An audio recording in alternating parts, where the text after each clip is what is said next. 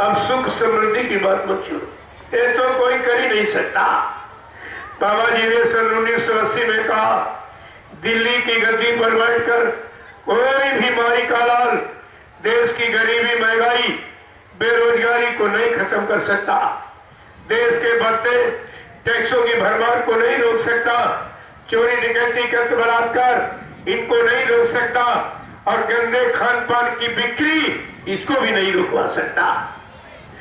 ये 80 में महापुरुष की भविष्यवाणी थी, और 80 से कितना समय निकल गया, कितनी पंचवर्षीय योजनाएं निकल गई।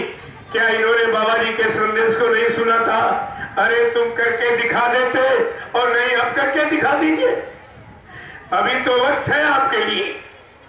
बाबा जी ने यही कहा था, जब ये राजनीतिक लोग अपना हथियार डाल देंगे, कहेंगे न्याय सुरक्षा मेरे बस की नहीं, रोजी रोटी मेरे बस की नहीं, महंगाई गरीबी अनाना मेरे बस की नहीं, टैक्सों की भरमार रोकना मेरे बस का नहीं, चोरी डकैती कर बलात्कार ये मेरे बस का नहीं, अशुद्ध खान पान की बिक्री ये भी रोकने मेरे बस का नहीं।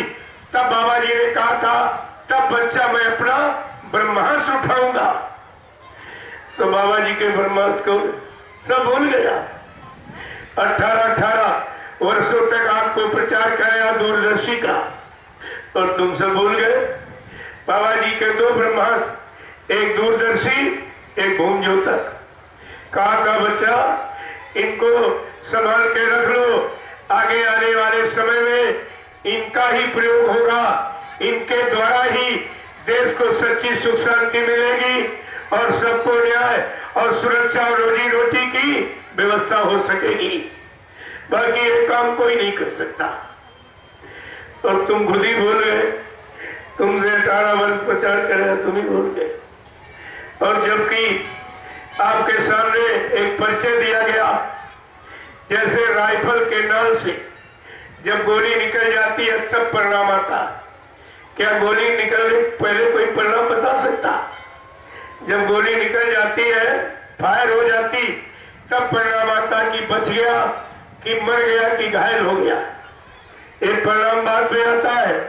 लेकिन बाबा जय गुरुदेव जी महाराज का अभी ब्रह्मास्त्र न उठा न चला, और परिणाम पहले ही बता रहे, पहले ही बता दिया। आपको यही सोचना चाहिए था कि परिणाम पहले कौन बता सकता है। अभी तो ब्रह्मास्त्र उठा नहीं, न ब्रह्मास्त्र चला है, और परिणाम पहले आपको बता दिया, ताकि भारत की जनता को ये शंका संदेह भूल भ्रम न हो कि बाबा जी का जब ब्रह्मास्त्र चलेगा तो हमारा कौन सा काम होगा, कौन सा हम सबको लाभ मिलेगा, देश की स्थिति परिस्थिति कैसी हो जाएगी। इसलिए तुमको पहले ही बता दिया है। क्या कहा था?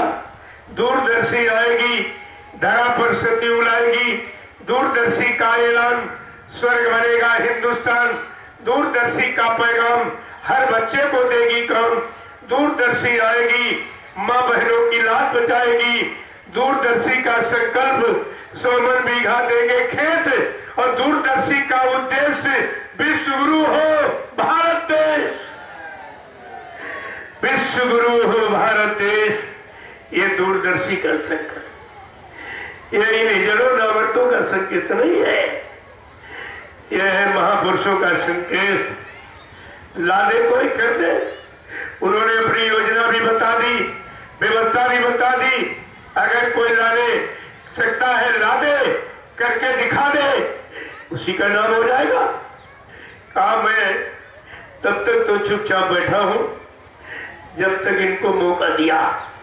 मेरी दूरदर्शी व्यवस्था आने का समय, मुहूर्त, घड़ी, दिन, तारीख बच्चों सब निश्चित है, और जब तक वो नहीं आ रही तब तक तुमको मौका दे दिया गया। अच्छा से अच्छा कर लो, चाहे बुरा से बुरा कर लो, ताकि कोई व्यक्ति हिंदुस्तान का ये न कह पाए कि बाबा जी ने हमको मौका नहीं दिया, न हम ये कर देते वो कर देते, ये बना देते वो बना देते। इसलिए तुम सबको मौका दिया गया, और जब तक आप कर लीजिए अच्छी बात है। और कहा था मैंने तुमको सहयोग भी दिया, चंदे का सहयोग, नोट का, वोट का, सब कुछ सहयोग दिया कि करके तुम्हें दिखा दो, लेकिन ये काम किसी के बस का नहीं है। और न कोई कर सकता है। आप इसको अपने गांठ में बांध लीजिए। ये परिवर्तन किसी के बस की बात नहीं। बाबा जी ने कहा था ऐसा परिवर्तन करूंगा जो भूते न भविष्यते, और इस परिवर्तन का ऐसा चमत्कार जिसको हिंदुस्तान ही नहीं सारा विश्व नमस्कार करेगा, ऐसा चमत्कार करके दिखाऊंगा। लेकिन तुम सब भूल गए, तुम्हारी समझ में कुछ नहीं आया। और नहीं तो तुम्हारे में से कोई कर सकता तो कर दो, हम कब मना करते? आप पूरा मौका आपको दे दिया गया, आप करके दिखा दीजिए। लेकिन ये बात ध्यान में रखो कि 60 साल का समय बहुत होता। जब 60 साल में ये लोग नहीं कर पाए, अरे है तो वही सब, कोई खिड़की से निकल आया, कोई दरवाजे से निकल आया, बात वही, ये सब वही है। अगर करना होता तो 60 साल का समय क्या कम था? अरे अब तो इतना बिगड़ गया है, किसी के बस की बात ही नहीं है। जब इन्होंने यहाँ ये नहीं बता पाया भारत की जनता को कि विदेशी कर्जा कितना ले लिया गया, विदेशी विश्व बैंक से कितना कर्जा इन्होंने लिया मालूम है? अरे घर का मालिक जब कर्जा लेता तो घर वालों को बताता है कि भाई इतना कर्जा ले लूं, क्या तुम लोग मिलजुल के कर्जे का भुगतान कर दोगे? सलाह लेता। लेकिन इस प्रजातंत्र में क्या इन जिम्मेदार लोगों ने 60 सालों में इस प्रजा से कोई सलाह ली है कि मैं विदेशी यानी विश्व बैंक से कर्जा ले रहा हूं, तुम इसको पूरा कर सकोगे कि नहीं कर सकोगे? पूछना चाहिए था। और प्रेमियों, इतना कर्जा हो गया कि तुम ये जमीन बेच दो सारी देश की, तब भी पूरा नहीं कर सकते। बाबा जी ने क्या कहा था? जो बच्चा अभी मां के पेट में है, पैदा नहीं हुआ, जिस दिन वो पैदा होगा उस दिन 5,525 रुपए का कर्जदार बन के जन्म लेगा। ये तो कपड़े पहने, ये तुम्हारे हक में नहीं, कर्जे में पहने। इसीलिए बाबा जी ने टाट की लंगोटी लगवाई थी। लोगों ने कहा आप देश की बदनामी करते हो, तो बाबा जी ने कहा अरे महात्माओं की आंख में धूल नहीं झोंक सकते हो, तुमने इस भारत की हैसियत टाट की लंगोटी के बराबर रख दी है। सारे देश को तुमने बेच दिया, सारा सामान तुमने बेच दिया। देखो आप देखिए, जब जमीन आप बेचते हो, बेचने वाले तुम, लेने वाला हो, बीच में ये जो कितनी बड़ी ट्रेजी खर्चा है क्या? ये सब लूट करने वाले बीच में लूट लेते, बेचने वाला बेच रहा, लेने वाला खरीद रहा। अरे तीसरे की जरूरत ही क्या बीच में है? लेकिन ये सब बीच में ही खत्म हो जा रहा। दूसरी बात, जमीन तुम्हारी है, अगर नीम का पेड़ या फलदार पेड़ लगाओ तो तुमको जरूरत पर काटने का अधिकार नहीं। इसीलिए समझ लो जमीन तुम्हारी नहीं है। तुम्हारी होती जमीन, तुम्हारी पेड़ तुमने लगाया, और तुम्हारी जरूरत पड़ने पर और नीम का पेड़ अन्य पेड़ों को तुम काट ही नहीं सकते।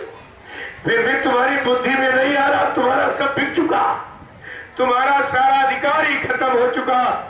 जो पढ़े लिखे लोग बैठे हैं, मैं उनके कान में आवाज पहुंचाना चाहता हूं, जिस देश की करेंसी और टकसाल बिक जाती है और करेंसी दूसरे देश में छपनी लगती है, उस देश का अस्तित्व खत्म हो जाता है। तुम्हारा अस्तित्व भी क्या रहा? और किसी ने टीका टिप्पणी की है, क्या भारत में कागज नहीं है कि भारत की मुद्रा अगर दूसरे देश में छापी जाए तो भारत का अस्तित्व खत्म हो गया, भारत की महिमा खत्म हो गई। और तुम पढ़े लिखे होकर एकदम कान में उंगली लगाए बैठे हो, क्या तुम अपराधी नहीं हो? प्रजातंत्र में हर प्रजा का अधिकार है अपने सच्चे न्याय बात कहने का और सच्चा न्याय मांगने का, लेकिन तुमको कोई अधिकार नहीं था। तुम अपने अधिकार को भी नहीं जानते, हमारा अधिकार कुछ नहीं जानते, और कहीं तुम पढ़े लिखे बड़े होशियार हैं। जब तुम अपना मानवीय अधिकार नहीं समझ पाए कि प्रजातंत्र में हर मानव का अधिकार क्या है, ये जब इस बात को तुम जान ही नहीं पाए और अधिकार तुमको मिला नहीं है, तो तुम्हारे पढ़ाई लिखाई का मतलब क्या निकला? न तुम्हारे काम आई, देश के काम आई।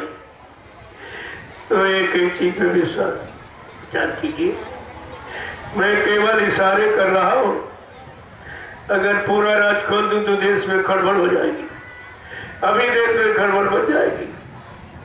तो इसलिए उसको कहना मैं वाजिब नहीं समझ रहा हूं, लेकिन इशारे जरूर करूंगा ताकि आगे आने वाले समय पर लोग ये न कह सके कि हमको किसी ने बताया नहीं था, किसी ने इशारा तक नहीं किया कि सच्चा क्या है, झूठ क्या है, अच्छा क्या बुरा क्या है, ये किसी ने बताया नहीं। हम ये कहने के लिए नहीं रखेंगे। इसलिए मैंने कल आपसे कहा था कि कल अम्मा मैं आपको सत्संग सुनाऊंगा, लेकिन सत्संग सुनना और उस पर चलना जब माहौल अच्छा नहीं है समाज और परिवार का, तो तुम कहां पर सत्संग सुनोगे, कहां करोगे। इसलिए इसको सुनाना बहुत बहुत जरूरी है। इन चीजों पर आपको विचार करना चाहिए, और नहीं विचार करोगे तो फंस जाओगे। फिर रोना और चिल्लाना और प्रायश्चित करना तुम्हारे हाथ में है। प्रेमियों, ये धार्मिक देश की एक मर्यादा है कि जब हम कोई भी काम आज भी हम आप करते हैं तो अपने अपने धर्म मजहब के मुताबिक अपने अपने देवी देवता, इष्ट परमात्मा, खुदा गाड, भगवान गुरु का नाम लेके ही करते हैं।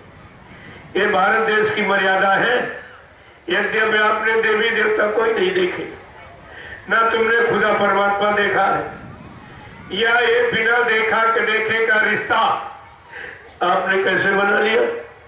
क्या संसार में कोई रिश्ता बगैर देखे बनाओगे, बगैर सोचे समझे मानोगे आप? लेकिन देवी देवता, भगवान खुदा का ये रिश्ता बिना देखे का, बिन देखे की प्रीत कितने दिन रहेगी ये भी नहीं तुमको मालूम। जब तुमने देखा नहीं परमात्मा खुदा, देवी देवता जब देखे नहीं, तब आपको कागज के कैलेंडर और मिट्टी पत्थर की मूर्ति पर इतना बड़ा विश्वास आपको। अगर ये देवी देवता भगवान खुदा से मिलाने वाले ये संत महापुरुष मिल जाए, इनसे तुम मिल लो, तुम इनको अपना बना लो, तो ये तुमको उस लोक में ले जाएंगे जहां देवी देवता रहते। देवलोक, अरे तो मृत्युलोक है, यहाँ कुछ नहीं। इस मृत्युलोक में कुछ नहीं।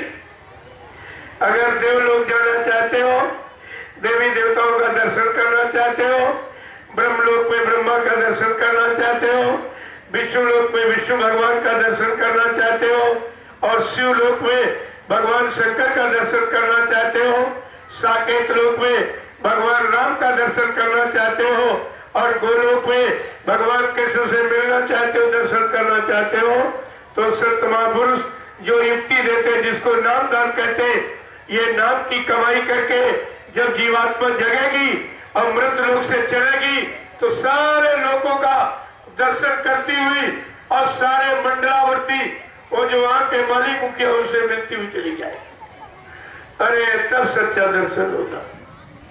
ये तो सब झूठ का पाठ पढ़ाया जा रहा था, सब झूठ का। इतने दिन पूजा पाठ करते रहे, कोई देवी देवता मिली? इतने दिन घंटा शंख बजाते रहे, भगवान शंकर का दर्शन हुआ कभी? या भगवान राम कृष्ण की रात दिन पूजा करते हो, सीताराम राधे श्याम चिल्लाते हो, क्या राम और भगवान कृष्ण मिले तुमको? ये चिल्लाने की युक्ति मिलने वाली नहीं है।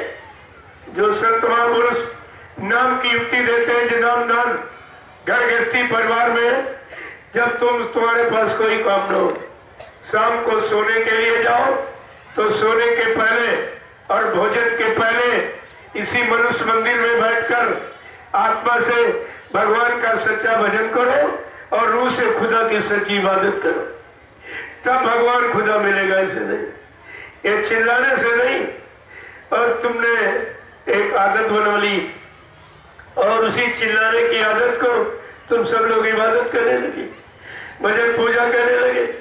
मंदिर की चोटी पर, यानी पंडा पुजारी मंदिर की चोटी पर लाउड स्पीकर लगा के हल्ला मचाता है, और मुल्ला मौलवी मस्जिद के चोटी पर लाउड स्पीकर लगा के हल्ला मचाता है, और ग्रंथी गुरुद्वारे की चोटी पर लाउड स्पीकर लगा के हल्ला मचाता है, और पादरी गिरजाघर की चोटी पर लाउड स्पीकर लगा के हल्ला मचाता है। क्या प्रेमियों, हल्ला में अल्लाह मिला? क्या हल्ला मचाने में अल्लाह मिला तुमको? शोर मचाने में परमात्मा मिला, गाने बजाने में परमात्मा मिला, और श्रम समय पूंजी खर्च करने में परमात्मा मिला, और परमात्मा के लिए रहने के लिए मकान, मठ मंदिर, गिरजाघर, गुरुद्वारे बनवाए, और कभी तुमको मिला वो उसमें? तब भी तुम्हारी समझ में नहीं आया कि सारा श्रम और सारी पूंजी और सारा समय परिश्रम हमारा बेकार चला जा रहा। न देवी मिले, न देवता, न भगवान, न खुदा। तुम्हारी समझ में आया कुछ? कुछ। और भगवान गोस्वामी जी महाराज ने क्या किया था कि कहां मिलेगा, कैसे मिलेगा, क्या कहा था कि बिन सत्संग विवेक न होई, और राम कृपा बिन सुलभ न सोई। कहते जब तक सत्संग, सत्य का संग, जो संत महापुरुष सत्य लोग से जीवात्मा सत्य और सत्यलोक में परमात्मा सत्य, उस जीवात्मा को जगाकर परमात्मा से मिलाते हैं, इसको कहते हैं ये सत्य। बाकी सब झूठ का मसाला। जो भी आप इंद्रियों और शरीरों से कर रहे हैं सो पुण्य कर्म, यह सब झूठ है।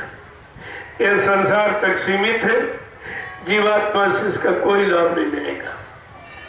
और आपको यह सब विचार करना चाहिए, जब शरीर से पूजा पाठ, तीर्थ व्रत, दान हवन, जब तबियत गंगा स्नान करोगे तो क्या मिलेगा? मान मिलेगा, सम्मान मिलेगा और सामान मिलेगा। अगर आत्मा से भजन करोगे तो भगवान मिलेगा। दोनों चीजें तुम्हारे पास, यानी शरीर से शुभ कर्म करोगे तो शरीर को लाभ, और आत्मा से भजन करोगे तो भगवान मिलता है।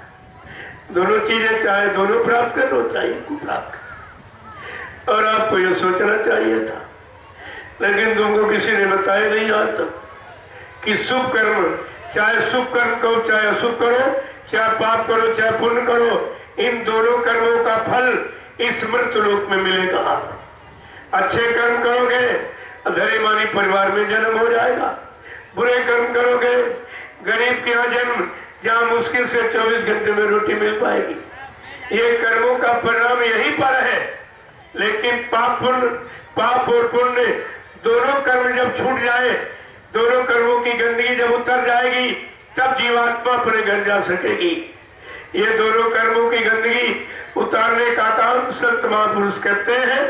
इसीलिए आपको सेवा में लगाते हैं कि सेवा करके जिनका लिया है उनका दे दो, जिनका खाया उनका खिला दो, जिनके सम्मान लिया उनका सम्मान वापस कर दो। ये है कर्म कर्जा, जब उतार दोगे तो तुम्हारा काम बनेगा। प्रेमियों, इस संसार का नियम है, काया से जो कारज होई, बिन भोगे बचे नहीं कोई।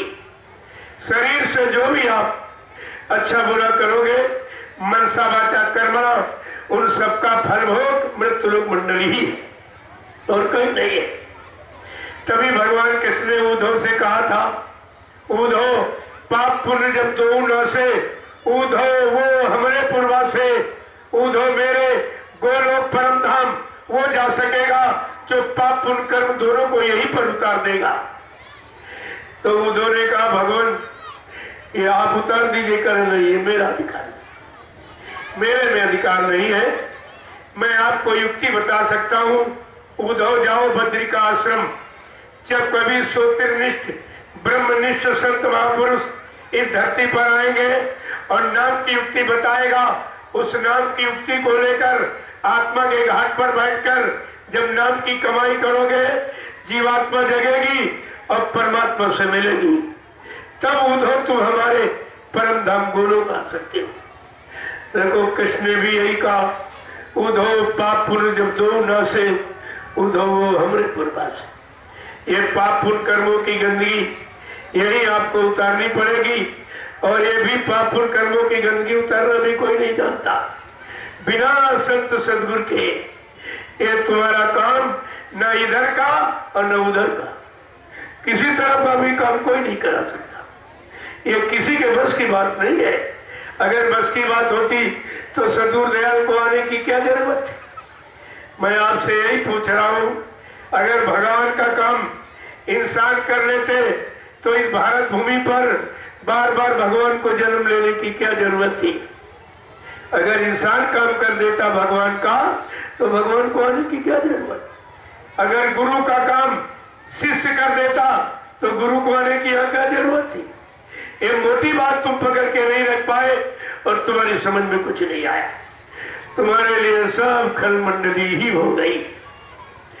प्रेमियों, इसलिए मैं नाम की मर्यादा को ध्यान में रखते हुए पहले मैं बोलूंगा, इसके बाद आप सब लोग। जय गुरुदेव, जय गुरुदेव, जय गुरुदेव,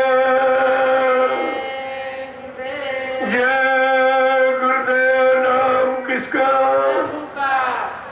जय गुरुदेव। नाम किसका? जय गुरुदेव। नाम किसका? प्रभु का। प्रभु का प्यारा नाम। जय गुरुदेव। विश्व के प्रथम मसीहा, युग प्रवर्तक, सतयुग के निर्माता, वैचारिक क्रांति के जन्मदाता, परम पूजनीय स्वामी जी महाराज बाबा जय गुरुदेव जी, इस विशेष सत्संग में विभिन्न प्रांतों, जनपदों, शहरी ग्रामीण अंचलों से आए हुए समस्त सत्संगी प्रेमी जन, गांव के आसपास आवास निवास करने वाले समस्त धर्म प्रेमी माताएं, बहनें, पुरुष, देवी देवता, मंदिर मस्जिद पर आस्था विश्वास रखने वाले हिंदू और मुसलमान, आज ये बड़े सौभाग्य का दिन है जो एकता, आध्यात्मिकता, धार्मिकता के सूत्र बंधन में बंधकर गुरु की दया में हम सब लोग एक जगह पर एकत्र हुए। न यहाँ कोई नहीं आता। देखो, गुरु की दया का प्रमाण,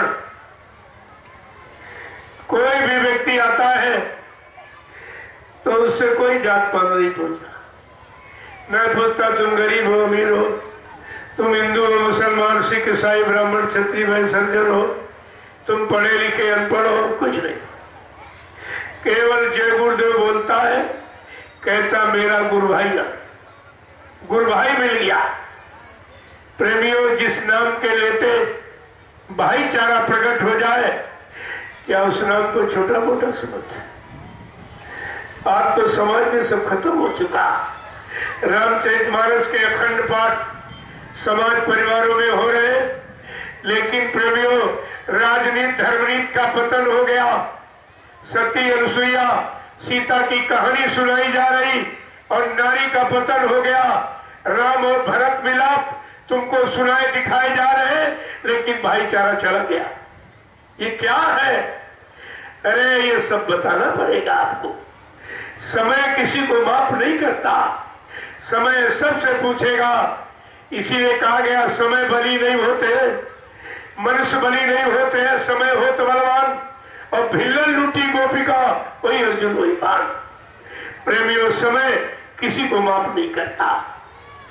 इसलिए आज समय से समय की जानकारी, आगे आने वाले समय की जानकारी, ये सब कुछ आपको दिया जा रहा है, ताकि कोई शंका संदेह बोल। और आज समाज की स्थिति क्या है, परिवार की स्थिति क्या है, देश की स्थिति क्या है, इस पर सबको विचार करना चाहिए। आज भाई भाई में लड़ाई झगड़ा, बाप बेटे में लड़ाई झगड़ा, पति पत्नी में लड़ाई झगड़े, जात पातियों में, हिंदू मुसलमान सिख ईसाइयों में, ब्राह्मण क्षत्रिय में, सज्जनों में, राजा और रैयत में, यहाँ तक प्रेमियों मंदिर और मस्जिद में भी झगड़ा है। तो बताइए, इतना खराब समय और किसको कहा जाएगा? जहाँ भजन पूजन में भी बाधा है, इससे और खराब समय किसको आप कहोगे? और ये सब तुम्हारे सामने आके खड़ा हो गया और इससे कोई बच नहीं पा रहा। सारी व्यवस्था अस्त व्यस्त। लोगों ने सोचा था कि चोरी डकैती कत्ल बलात्कार पुलिस व्यवस्था बढ़ाकर हम बंद करा देंगे, तो हिंदुस्तान की धरती पर कितने थाने, चौकी, कोतवालियां जगह जगह और पुलिस व्यवस्था इतनी बढ़ा दी गई, लेकिन चोरी डकैती कर बलात्कार कम हुआ, ये हजारों गुना और बढ़ गया। तुम्हारी सब व्यवस्था फेल है।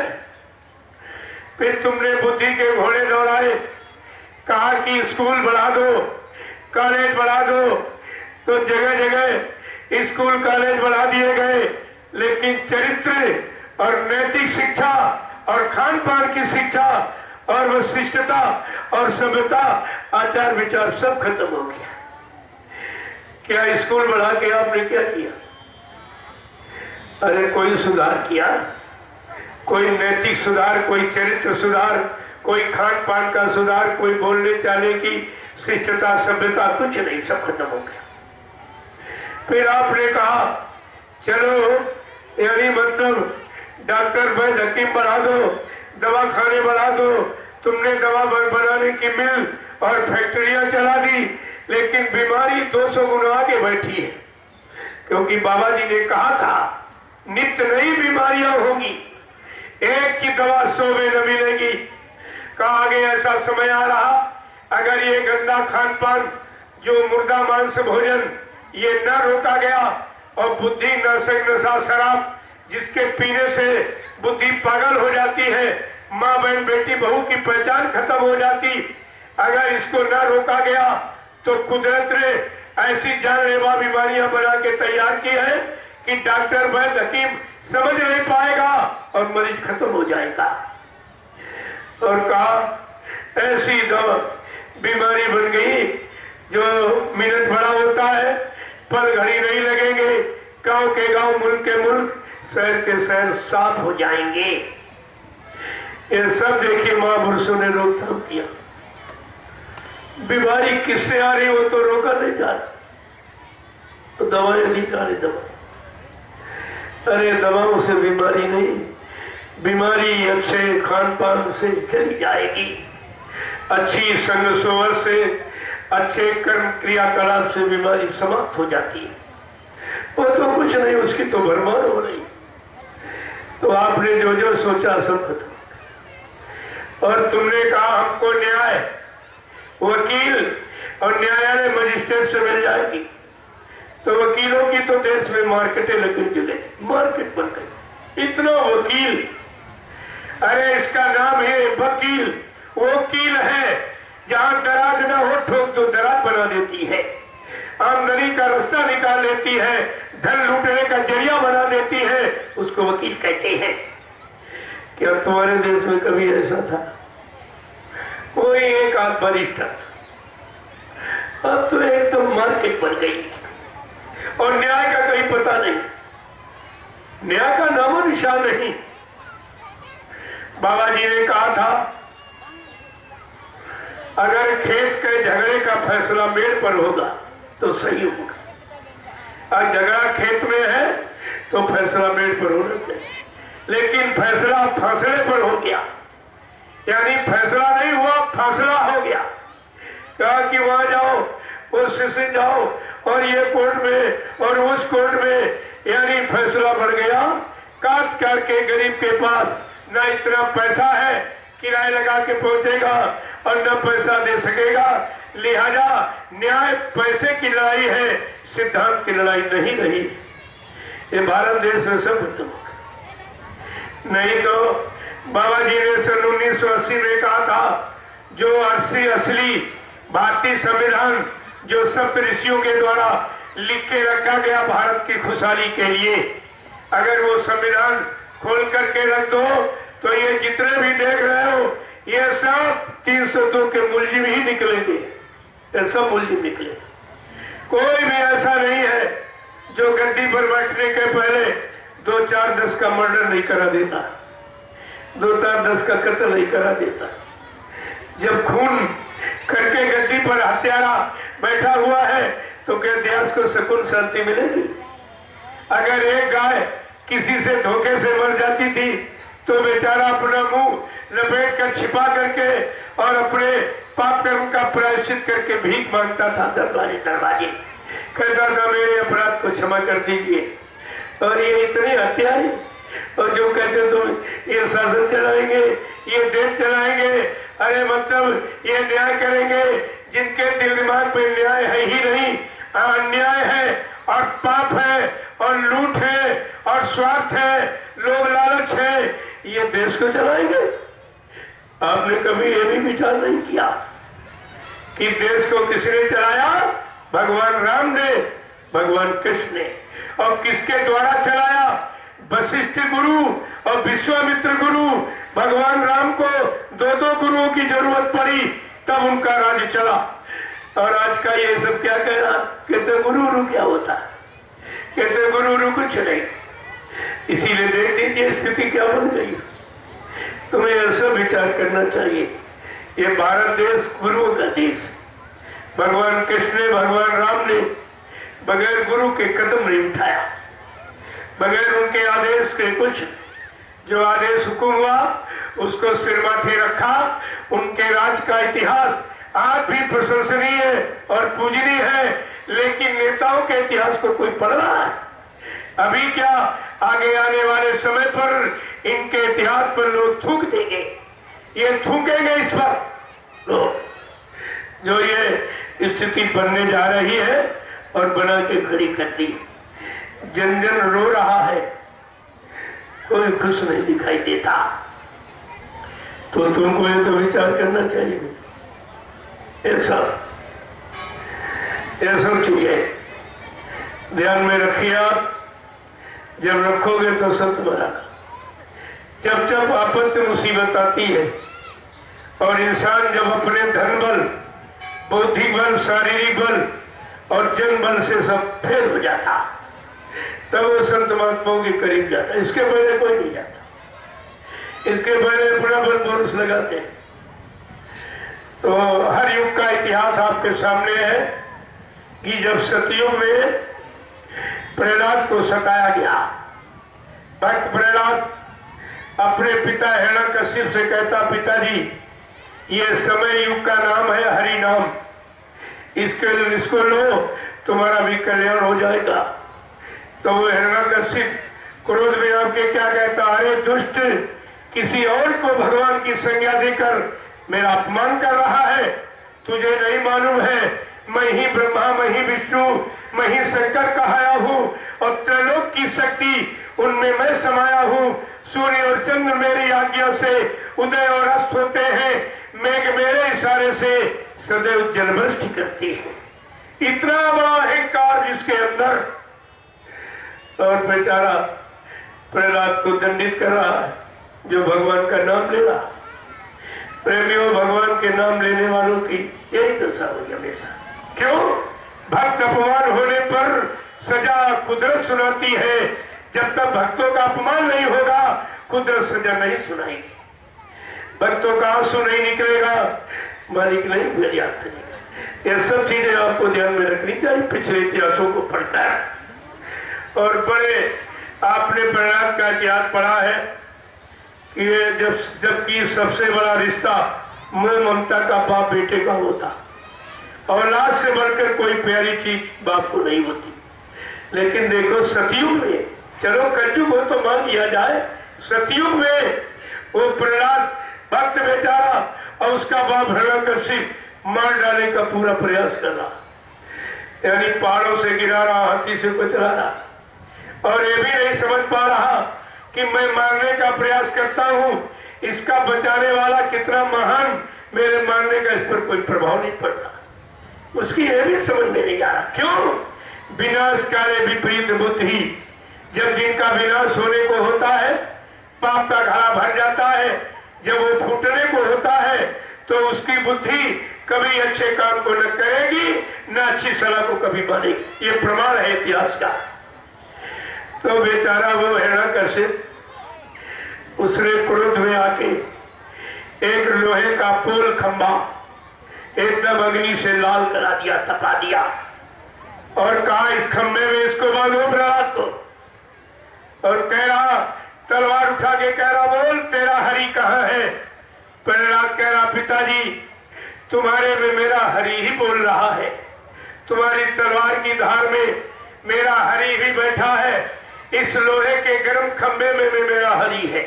क्रोध में आके खींच के तलवार मारी और उस खंबे से जिस नाम का सहारा लेकर प्रहलाद खड़ा था, विश्वास के साथ बैठा था, उसी नाम से वो शक्ति पैदा हो गई, नरसिंह भगवान, जिसने उस राक्षस का वध कर दिया, उसको मार डाला। सारा अभिमान, सारा गर्व घमंड चूर हो गया। प्रेमियों, न मानने वाले का ये इतिहास। दूसरा, जब राम का प्रचार भगवान के नाम का हुआ, तो जब विभीषण अपने बड़े विद्वान भाई ब्राह्मण रावण से कहता कि भाई साहब, ये समय का भगवान का नाम है, ये भगवान है, तुम इनकी शरण में चले जाओ, इनकी नारी धर्मपत्नी को वापिस कर दो, माफी मांग लो, ये दयालु है, दया कर देंगे। कहा, अरे दुष्ट, किसी और को भगवान कहकर मेरा अपमान कर रहा है, और लात मार करके विभीषण को घर के बाहर निकाल दिया। परिणाम क्या हुआ? जिसका इतना बड़ा परिवार, जो इतिहास जानकारी दे रहा, 70 पूत 72 नाती, ता रावण घर दिया न बाती, कोई चिराग जलाने वाला नहीं रहा। यह है नाम का अपमान करने वाला, नाम को न मानने वाला, उसका ये परिणाम होता है। द्वापर में कृष्ण नाम का प्रचार हुआ, और जब भगवान कृष्ण खुद अपने मामा कंस से कहने लगे, अरे मान जाओ मामा जी, ये भगवान का नाम है, अरे जा जा, जात का ग्वाला, गाय चराने वाला, मक्खन का चोर, तू मुझको सिखाने आया है, तेरी कोई बात मान लेगा। मजबूर होकर भगवान कृष्ण को अपने हाथ से अपने मामा का वध करना ही पड़ा। ये न मानने वालों के इतिहास आपके सामने। और जिसने समय के नाम का सहारा लिया, उनका काम हो गया। मैंने प्रहलाद का ध्रुव का, और उधर मतलब विभीषण और सुतीक्षण मुनि और हनुमान, इन सब का नाम, और उधर गोपिकाओं का, उनका काम हो गया, जिन्होंने समय के नाम का सहारा लिया। आज बढ़ती आपत्ति, मुसीबत, अराजकता में हमें आपको भी समय के महापुरुष के द्वारा जगाए जय गुरुदेव नाम का सहारा लेना चाहिए। अन्य युगों में भक्तों के समान हमारा आपका भी काम हो जाएगा। इसलिए हमें आपको क्या कहना चाहिए कि जय गुरुदेव नैया तुम्हारे हवाले, गुरुदेव नैया तुम्हारे हवाले, हिम बचा लो कृपालु दयालु, बचा लो कृपालु दयालु, जय गुरुदेव नैया तुम्हारे हवाले, गुरुदेव नैया तुम्हारे हवाले, बचा लो कृपालु दयालु, बचा लो कृपालु दयालु, युगों से फंसी है भंवर बीच नैया, युगों से फंसी है भंवर बीच नैया, और तुम्हारे सिवा है न कोई खेवैया, तुम्हारे सिवा है न कोई खिवैया, कृपा करके नाथ जल्दी निकालो, कृपा करके नाथ जल्दी निकालो, बचा लो कृपालु दयालु, बचा लो कृपालु दयालु, जय गुरुदेव नैया तुम्हारे हवाले, गुरुदेव नैया तुम्हारे हवाले, बचा लो कृपालु दया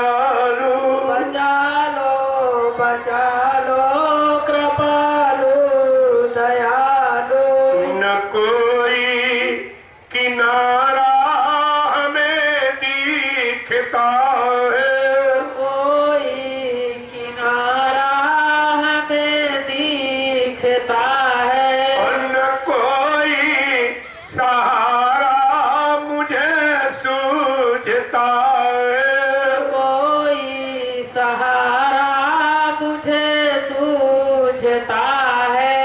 दया करी के पतिवार ये अपनी संभालो, दया करे के पतवार अपनी संभालो। बचा लो कृपालु दयालु, बचा लो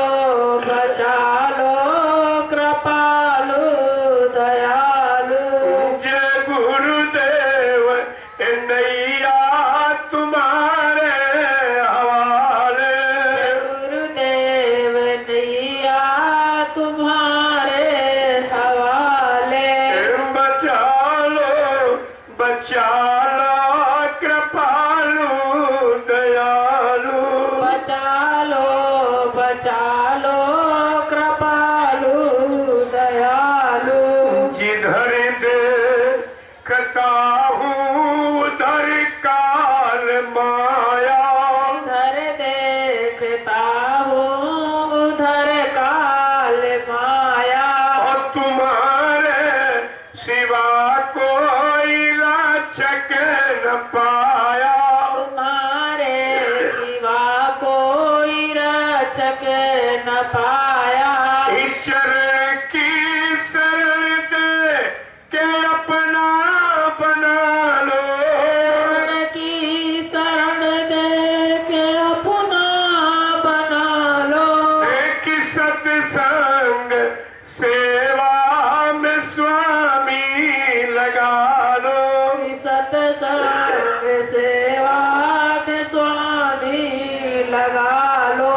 जय गुरुदेव नैया तुम्हारे हवाले, गुरुदेव नैया तुम्हारे हवाले। अधम से अधम जीव तुमने उबारे, अधम से अधम जीव तुमने उबारे। जो आए शरण में तुम्हारे दुआरे, तो आए शरण में तुम्हारे दुआरे। पतित से पतित को ही उठा लो, उठा लो, पतित से पतित को उठा लो, उठा लो। और तुम ही मेरे दाता संभालो, संभालो, तुम्ही मेरे दाता संभालो, संभालो। जब भी तेरे भक्तों ने अपनी लगाई, जब ही तेरे भक्तों ने अपनी लगाई। जब भी तेरे भक्तों ने अपनी लगाई, जब ही तेरे भक्तों ने अपनी लगाई। मनुज रूप धर कर बने तुम सहाई, मनुज रूप धर करे बने तुम सहाई। मनुज रूप धर कर बने तुम सहाई, मनुज रूप धर करे बने तुम सहाई। इसी प्रणय को अपनी निभालो, निभालो, इसी प्रणय को अपने निभालो, निभालो। और तुम ही मेरे स्वामी बचा लो, बचा लो, मेरे स्वामी बचा लो, बचा लो। ये सतगुरु विनय है ये तुमसे हमारी, सतगुरु विनय है ये तुमसे हमारी। लगा दो लगन ऐसी अपने भजन की, लगा दो लगन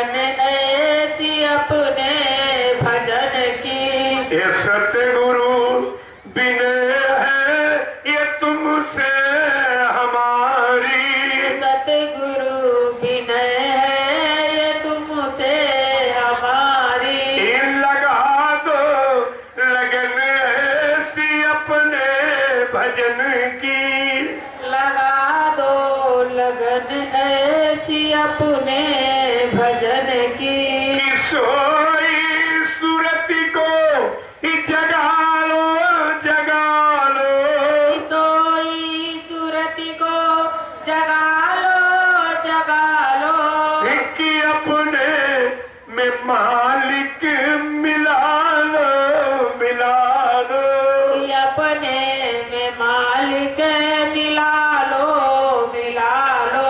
जय गुरुदेव नैया तुम्हारे हवाले, गुरुदेव नैया तुम्हारे हवाले, बचा लो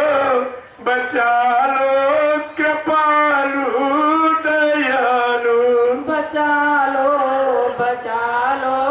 कृपालु दयालु। प्रेम से बोलो जय गुरुदेव, जय गुरुदेव। नाम किसका?